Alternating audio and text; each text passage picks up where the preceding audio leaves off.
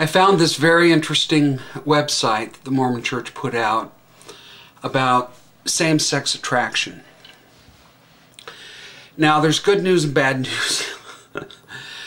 The good news is that the church is reaching out and trying to listen and understand and be accepting about people who have alternate lifestyles. The bad news for those of you who are gay is that the church is not about to change its stance on what they believe is a God-given directive for sex to be contained within a marriage of a man and a woman.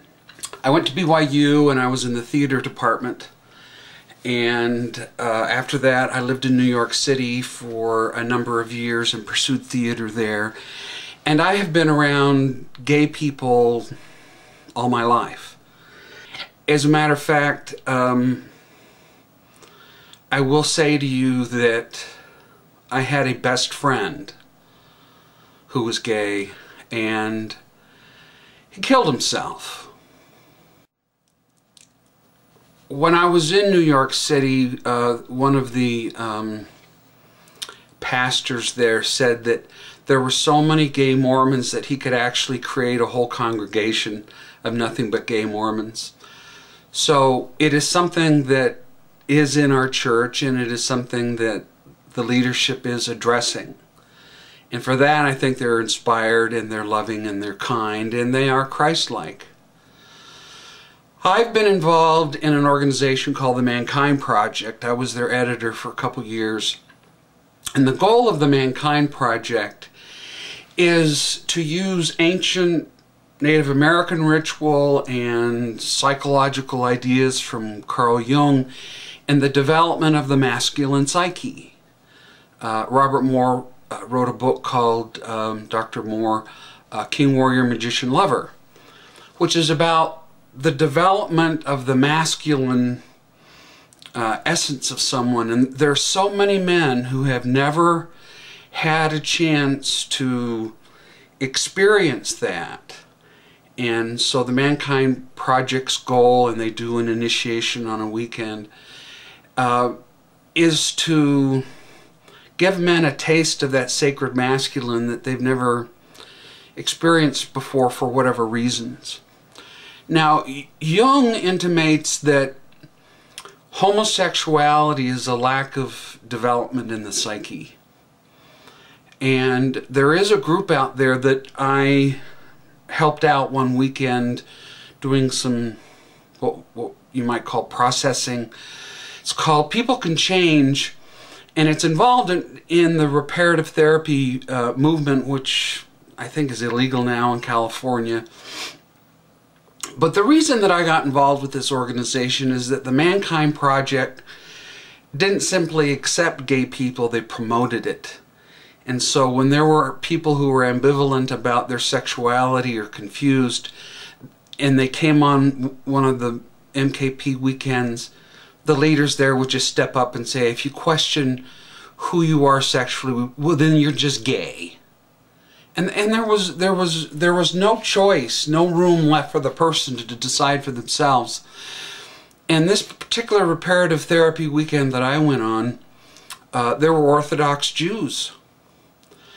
And it was so interesting for me to see them in this context, because the majority of them had never had a homosexual experience. But they felt a same-sex attraction to other men. So what the facilitators there did was to give them a chance to look at their life and their childhood, and to be able to make more of an informed decision. Did they really want to be identified as gay? Now, the interesting statistic is that most people who experiment with homosexuality do it in their adolescence, which should say something. And that as they mature later on, only a very small percentage self-identify as being homosexual. Okay, so What that means simply is that, you know, it's not unnatural for kids to experiment with sex during puberty, but it is rare for them to continue on throughout their life identifying as gay. Now, that's just statistical numbers, and it isn't to say necessarily that gay people are any less, I don't know, mature than somebody else. We're all immature in different ways, in different areas, and some manifest themselves differently. And I remember interviewing a guy who was gay and also very active in his church, believed in God, and he said his first identification for who he was with God and himself. And he didn't go around saying, "Hi, I am so-and-so, a gay person." And so I have to say that my biggest concern with the current gay community is their militancy. And even so far as to say hatred. Not all. But, you know, let people decide for themselves. If somebody is born effeminate, that doesn't mean they're gay, but in this culture that we live in, which I think has become degraded and sordid and filthy, I think we're getting closer and closer to the second coming of Christ, and we're like a Sodom and Gomorrah.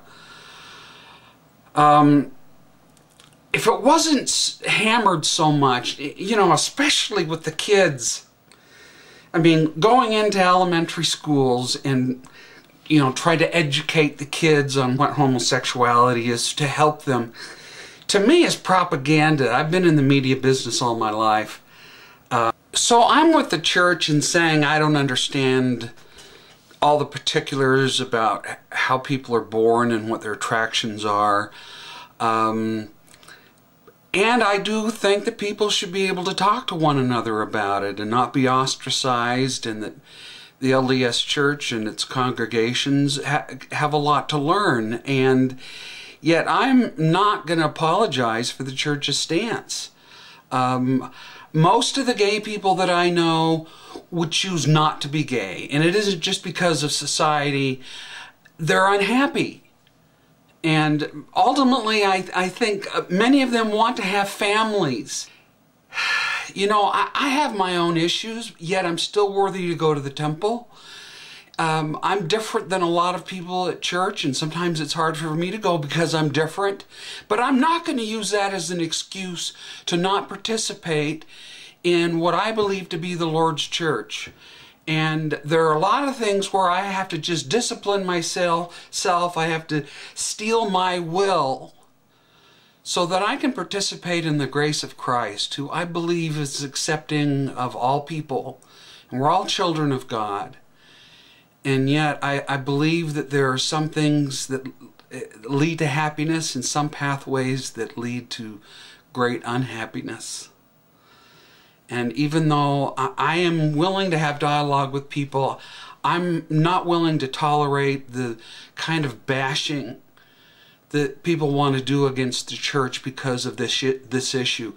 This church is not a social civic organization. For me, it is a religion led by prophets and apostles. And so if you want to bash me for what I believe in, help yourself. It's not going to hurt me.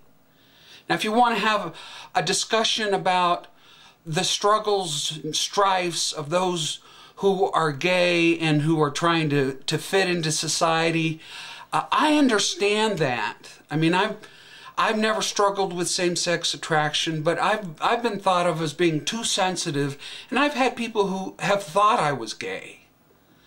I understand that there are so many differences between people, that what we need is a great deal of conversation, dialogue, and that I'm willing to do respectfully. In the meantime, I'm going to follow my heart. I'm going to follow the teachings of the Church of Jesus Christ of Latter-day Saints and its leaders, and I laud them. I praise them for putting up this website where people who have same-sex attraction can discuss with themselves and with straight people what's going on in their life. I think that's fabulous.